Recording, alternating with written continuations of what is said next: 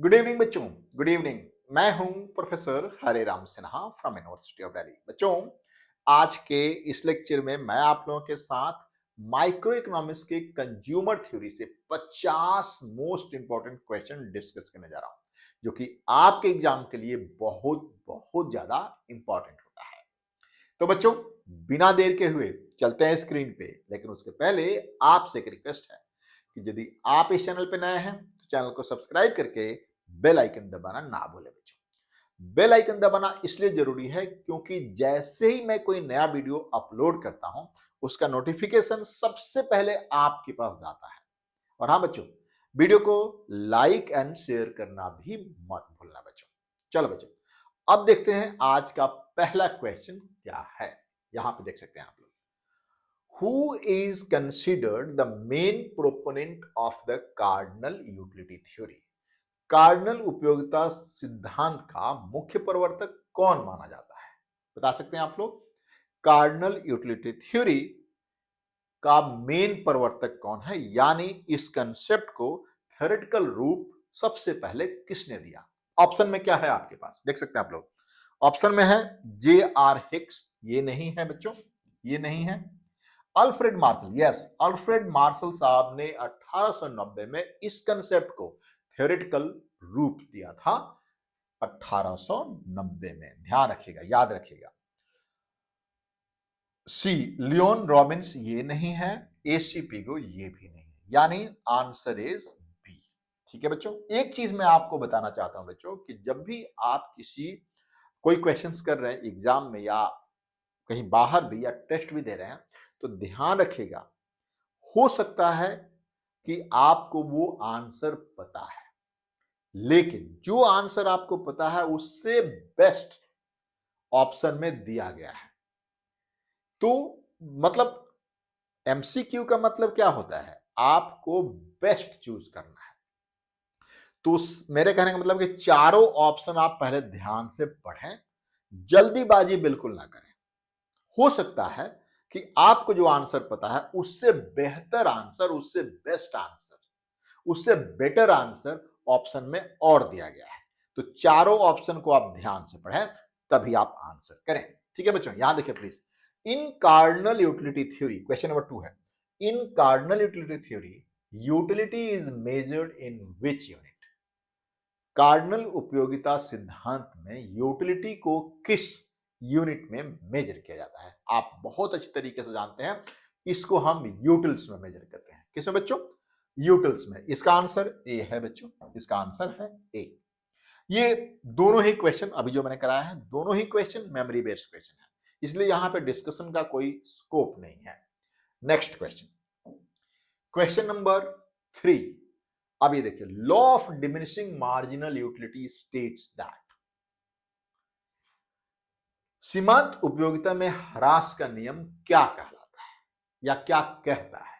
ठीक है ना बच्चों, सीमांत उपयोगिता में ह्रास का नियम क्या कहता है? तो बहुत सिंपल, आप जानते हैं कि जैसे जैसे किसी कमोडिटी का यूनिट हम ज्यादा यूज करते हैं, utility derive from additional units keeps on diminishing. यानी मान लें कि हमारे पास ये एक पेन है, 2 पेन, 3 पेन, 4 पेन, 5 पेन, जैसे हमारे पास इसकी इसकी अमाउंट बढ़ता जाएगा, इसकी कंजम्पशन बढ़ती जाएगी, इससे यूटिलिटी हमारी कम होती जाएगी, यानी मार्जिनल यूटिलिटी डिमिनिश होता है। यहां पे कौन सा ऑप्शन है? आप देखिए, पहले चारों ऑप्शन पढ़िए ध्यान से।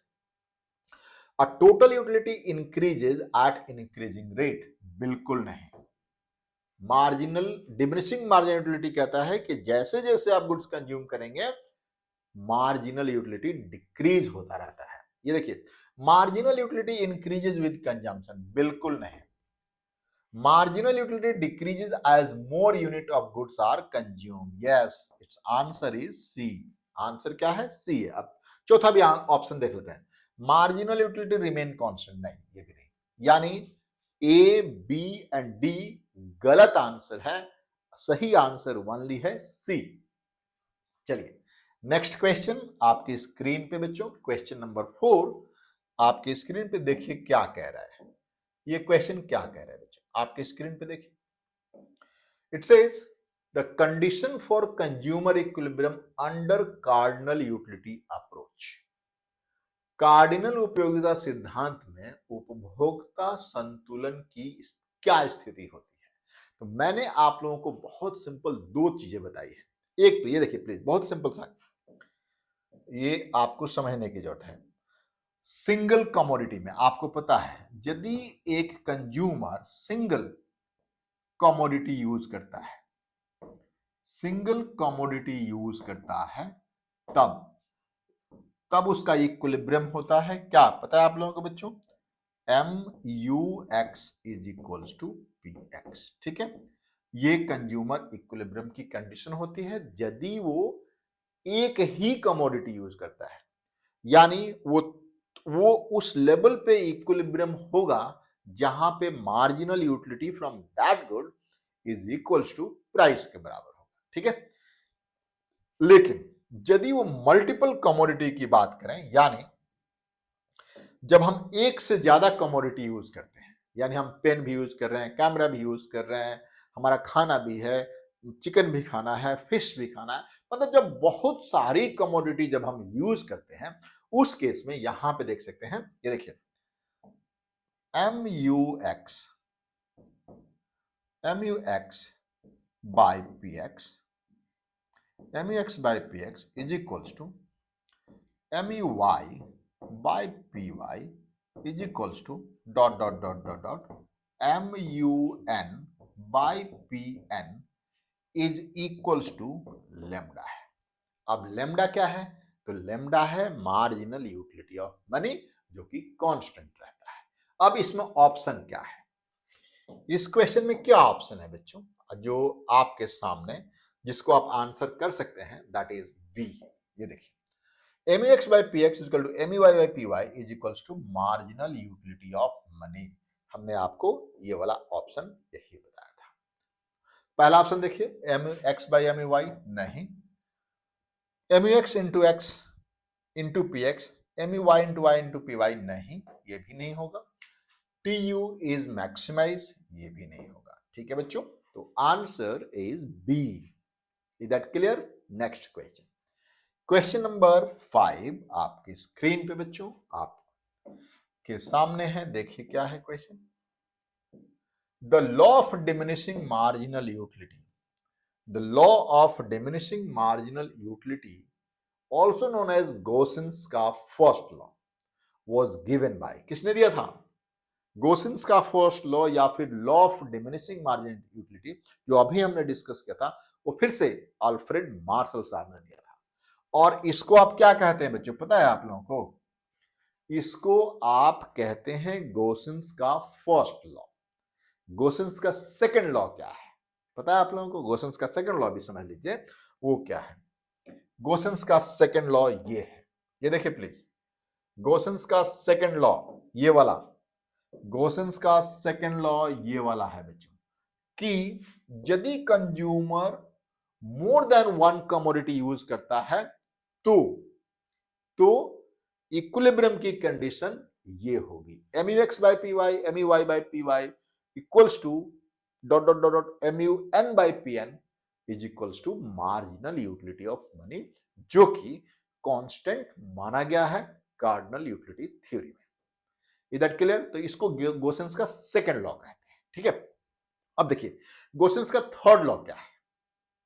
तो गोसेंस का थर्ड लॉ होता है कि किसी भी प्रोडक्ट की वैल्यू उसकी अवेलेबिलिटी पे डिपेंड करता है। आपने पढ़ा होगा वाटर डायमंड पैराडॉक्स, मैंने पढ़ाया भी आप लोगों को। उसमें क्या है, पानी प्रचुर मात्रा में अवेलेबल है एंड उसके बिना आपका लाइफ संभव ही नहीं है, फिर भी उसकी कीमत डायमंड के कीमत से बहुत बहुत बहुत ही कम है, जबकि डायमंड के बिना हमारा लाइफ सरवाइव हो सकता है। इसका मतलब क्या है कि डायमंड की अवेलेबिलिटी बहुत ही कम है, इसलिए उसकी प्राइस बहुत ज्यादा है। On the other hand price, water की जो प्राइस है, जो पानी है, उसकी अवेलेबिलिटी प्रचुर मात्रा में है, इसलिए उसकी प्राइस कम है। ठीक है, तो तीन लॉ, गोसेंस के फर्स्ट लॉ किसको कहते हैं? Law of diminishing marginal utility. Gossen's का सेकंड लॉ क्या है? इक्वी मार्जिनल यूटिलिटी, मतलब ये वाला, ठीक है। एंड गॉसन्स का थर्ड लॉ कि किसी भी प्रोडक्ट की, किसी भी कमोडिटी की प्राइस उसकी अवेलेबिलिटी पे डिपेंड करती है, राइट बच्चों, ठीक है। नेक्स्ट क्वेश्चन देखिए प्लीज। ये हो गया, क्वेश्चन नंबर 5 भी हो गया। क्वेश्चन नंबर 6 आपके स्क्रीन पे देखिए प्लीज। क्वेश्चन नंबर 6 आपके स्क्रीन पे आप देख सकते हैं। अब यहां पे देखिए, टोटल यूटिलिटीज मैक्सिमाइज व्हेन, कुल उपयोगिता अधिकतम होती है जब मार्जिनल यूटिलिटी जीरो होता है, मार्जिनल यूटिलिटी इंक्रीजिंग होता है, मार्जिनल यूटिलिटी नेगेटिव होता है, एंड एवरेज यूटिलिटी मैक्सिमम होता है। बता सकते हैं आप लोग मार्जिनल टोटल यूटिलिटी मैक्सिमम कब होगा? जब मार्जिनल यूटिलिटी जीरो होता है। आप लोगों को याद होगा बच्चों, हमने एक डायग्राम में आप लोगों को पढ़ाया था इस तरीके से, देखिए प्लीज। हमने एक डायग्राम में आपको इस तरीके से पढ़ाया था, ये देखिए प्लीज, है ना। ये आपके पास टोटल यूटिलिटी है, यहाँ पे एक्स है और यहाँ पे यूटिलिटी है, ठीक है बच्चों, या फिर आप कह सकते हैं टोटल यूटिलिटी। ये मैक्सिमम होता है और जब ये जीरो होता है, इसको हम मार्जिनल यूटिलिटी ऑफ एक्स कहते हैं, यानी जब ये जीरो होगा तब ये मैक्सिमम होगा, ठीक है। यानी जब मार्जिनल यूटिलिटी जीरो होगा तब टोटल यूटिलिटी मैक्सिमम होता है। क्लियर है बच्चों? कहीं कोई डाउट है तो आप लोग मुझे बता सकते हैं कमेंट बॉक्स में लिख करके, ठीक है। चलिए नेक्स्ट क्वेश्चन हम देखते हैं। नेक्स्ट क्वेश्चन क्या है आपकी स्क्रीन पे? क्वेश्चन नंबर 7 आपके स्क्रीन पे बच्चों, आप देखिए प्लीज। क्वेश्चन नंबर 7 क्या है बच्चों? ये question number 7, the cardinal utility theory assume that, cardinal उपयोगिता सिद्धांत क्या मानता है? Utility is ordinal? नहीं, वो ऑर्डिनल यूटिलिटी क्या है? Utility can not be measured? नहीं, मेजर किया जा सकता है नंबर में। Utility can be measured in number, तो आंसर आपका सी हो गया बच्चों। Utility is subjective? नहीं, ये भी नहीं, ये कार्डिनल यूटिलिटी का कंसेप्ट नहीं है, एजम्पशन नहीं है। कार्डिनल यूटिलिटी का एजम्पशन यही है कि utility can be measured in number, यानी यूटिलिटी को हम नंबर में मेजर कर सकते हैं। यानी इस पेन से मुझे 5 unit, 10 unit, 50 unit, 500 unit, 5000, 5 lakh unit मिलता है। यदि मतलब कहने के बाद इससे जो भी हमें यूटिलिटी मिलती है, जो भी सेटिस्फेक्शन मिलता है, उसको हम नंबर में एक्सप्रेस कर सकते हैं। इधर क्लियर बच्चों? आगे बात करते हैं। क्वेश्चन नंबर 8 आपके स्क्रीन पे, in a cardinal utility theory consumer behaviour based on, कार्डिनल उपयोगिता सिद्धांत में उपभोक्ता का व्यवहार आधारित होता है किस पे? कंपैरिजन पे? नहीं नहीं। रैंकिंग पे? नहीं नहीं। Measurement of utility? यस, सी पे। Choice only? नहीं, इसका आंसर होगा सी, मतलब मेजरमेंट ऑफ यूटिलिटी। वो कितना यूटिलिटी किसी प्रोडक्ट से, किसी कमोडिटी से उसको मिल रही है, उसी पे उसका बिहेवियर, उसका व्यवहार डिपेंड करता है। क्लियर बच्चों? क्वेश्चन नंबर 9 आपके स्क्रीन पे है बच्चों। क्वेश्चन नंबर 9 आपके स्क्रीन पे आप देख सकते हैं। Which of the following is not assumption of cardinal utility theory?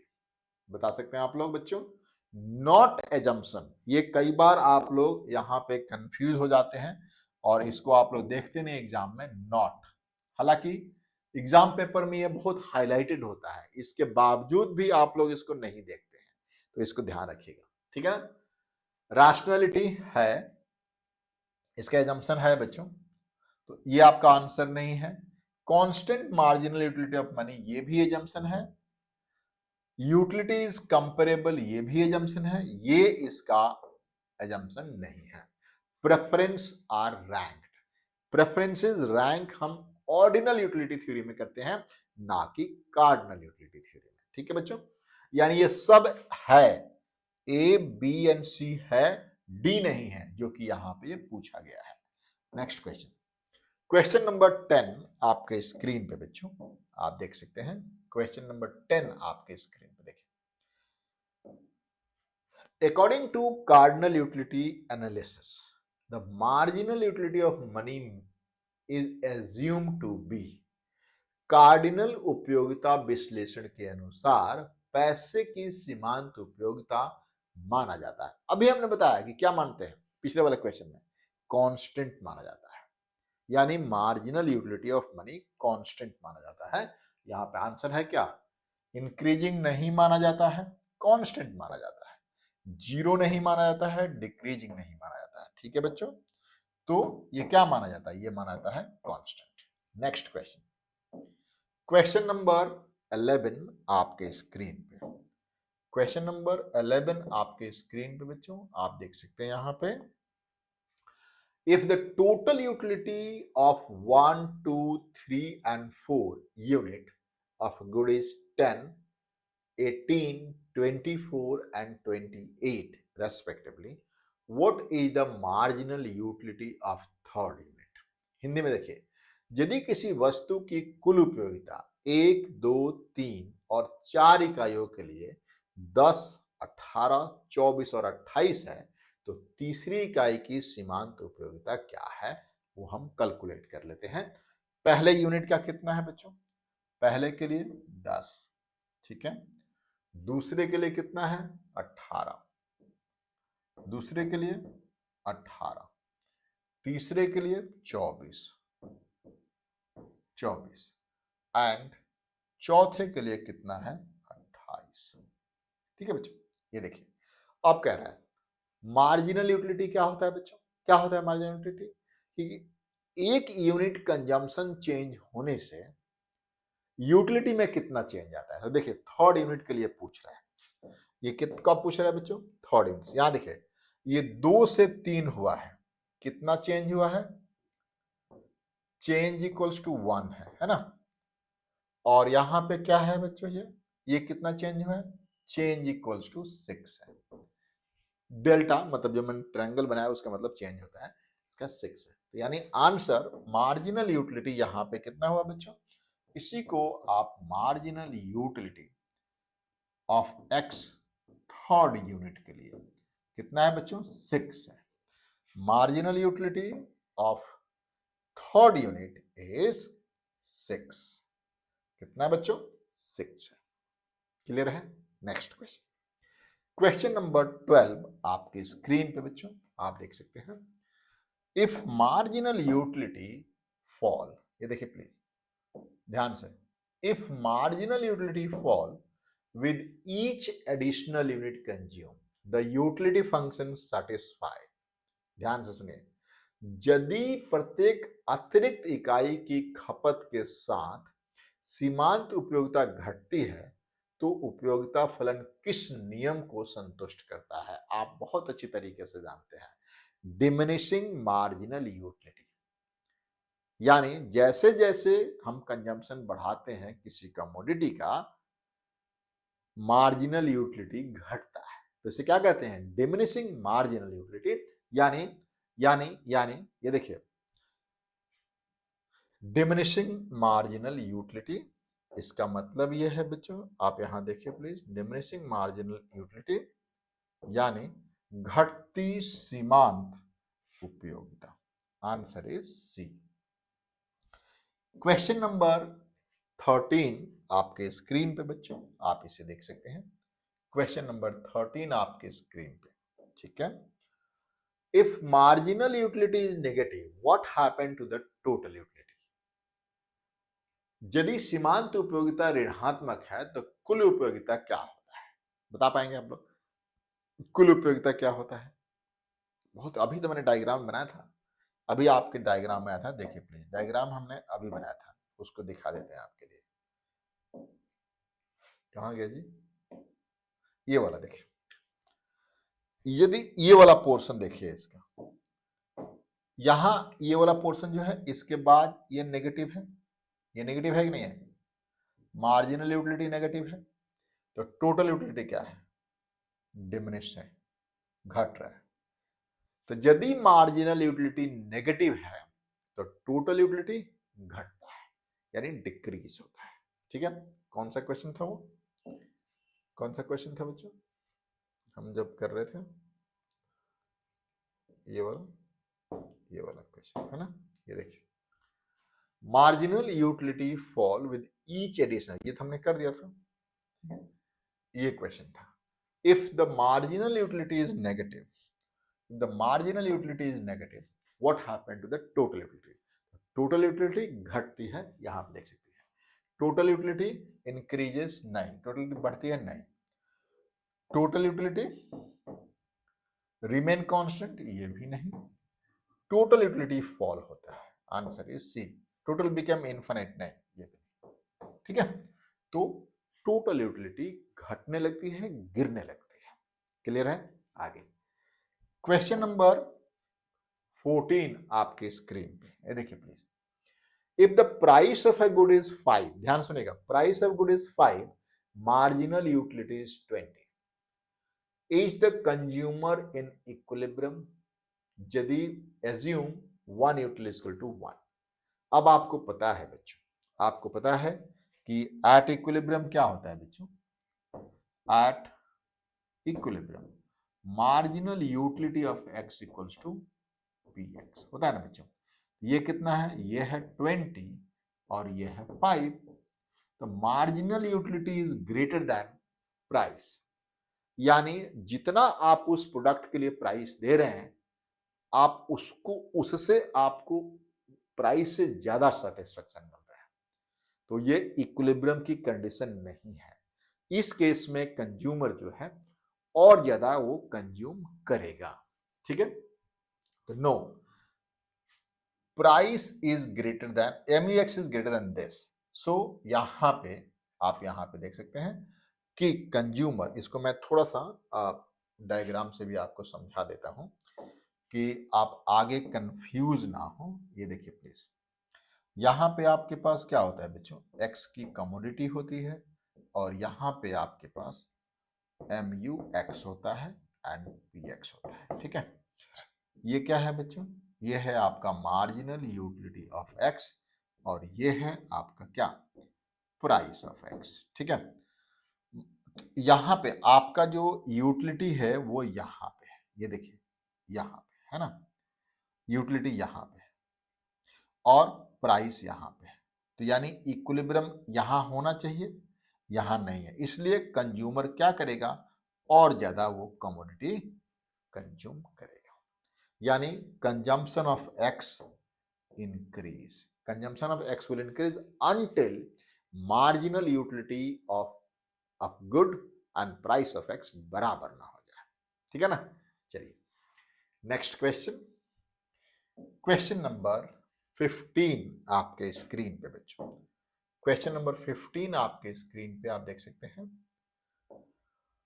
For a consumer to be in equilibrium the ratio mu by p should be equal to, ध्यान से देखिए क्या क्वेश्चन है, बहुत ही सिंपल, कह रहा है कि किसी उपभोक्ता के संतुलन की स्थिति के लिए mu by p यानी मार्जिनल यूटिलिटी ऑफ प्राइस का रेशियो यानी अनुपात क्या होना चाहिए। बहुत सिंपल सा है, देखिए एट इक्विलिब्रियम क्या है बच्चों, at equilibrium MUX is equals to PX होता है, राइट। यदि आप इसको इस तरीके से लिखें MUX बाई PX का मतलब 1 होना चाहिए बच्चों, होना चाहिए ना, होना चाहिए नहीं होना चाहिए, MUX by PX equal to 1, यानी रेशियो इसका 1 होना चाहिए, यानी रेशियो इसका 1 होना चाहिए बच्चों, यानी इसका रेशियो जो है 1 होना चाहिए। तो क्या आंसर होगा बच्चों, ग्रेटर देन 1 नहीं, इक्वल टू 1 यानी 1 के बराबर होना चाहिए, यस आंसर इज दिस, 0 के बराबर नहीं, इक्वल फॉर ऑल गुड ये भी नहीं, ठीक है। तो आंसर इसका क्या होगा, answer is B, answer is B. Question number 16 आपके स्क्रीन पे, question number 16, a consumer consume two goods X and Y at equilibrium MUX by PX is equals to MUY by PY. If MUX is 40, PX is 4, MUY is 30, what should be the price of Y? बहुत simple सा case है, एक उपभोक्ता दो वस्तुएं X और y का उपभोग करता है। संतुलन पर MUX by PX equals to MUY by PY होता है। अभी हमने बताया आपको, ये देखिए at equilibrium MUX by PX is equals to MUY by PY। ठीक है, यहां पे दिया, ये इक्विलिब्रियम की कंडीशन है। ठीक है, अब कह रहा है कि यदि इसकी वैल्यू कितना है 40, प्राइस कितना है 4, इसकी वैल्यू कितना है 30, प्राइस क्या होना चाहिए? बड़ा सिंपल सा है, आपके पास इसकी प्राइस 3 होनी चाहिए, तभी ना जाके इक्विलिब्रियम होगा बच्चों। तो इसकी प्राइस, तो PY should be equal to 3 होना चाहिए। PY इक्वल टू 3 होना चाहिए, आप रेशियो निकाल सकते हैं। नेक्स्ट क्वेश्चन क्या है बच्चों, देखिए प्लीज। नेक्स्ट क्वेश्चन में आप देख सकते हैं यहां पे कि क्वेश्चन नंबर 17 आपके स्क्रीन पे बच्चों, क्वेश्चन नंबर 17 आपके स्क्रीन पे। If MUX equals to 10, marginal utility of X is 10 है for the first unit, 8 for second unit and 6 for third unit, what is the total utility for 3 units? बहुत simple सा है। पहले unit के लिए कितना है बच्चों?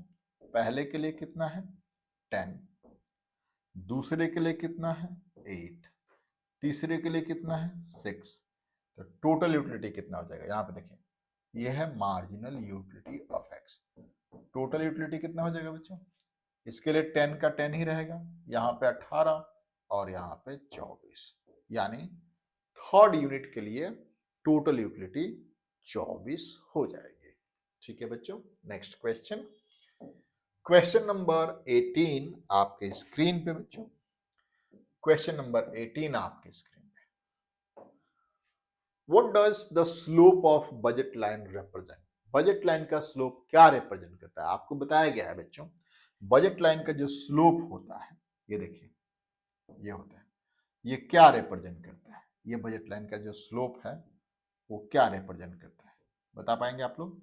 बहुत ही सिंपल सा होता है बच्चों, इसका स्लोप है वो प्राइस रेशियो को रिप्रेजेंट करता है। किसको रिप्रेजेंट करता है?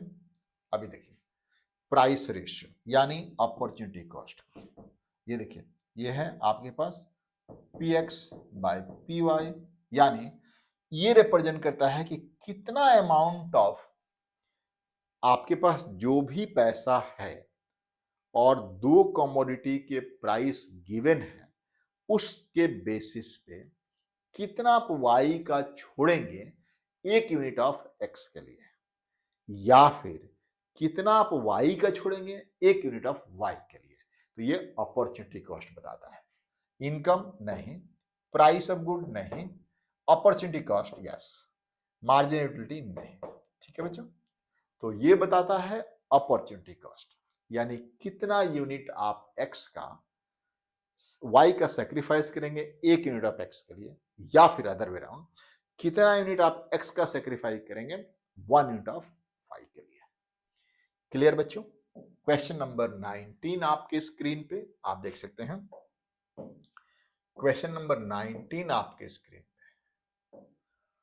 If the price of good X increases the budget line well, यदि प्राइस ऑफ X बढ़ेगा तो बजट लाइन रोटेट होगा अंदर की तरफ। यानी ये देखिए, पहले इसको समझा देते हैं आपको। ये देखिए,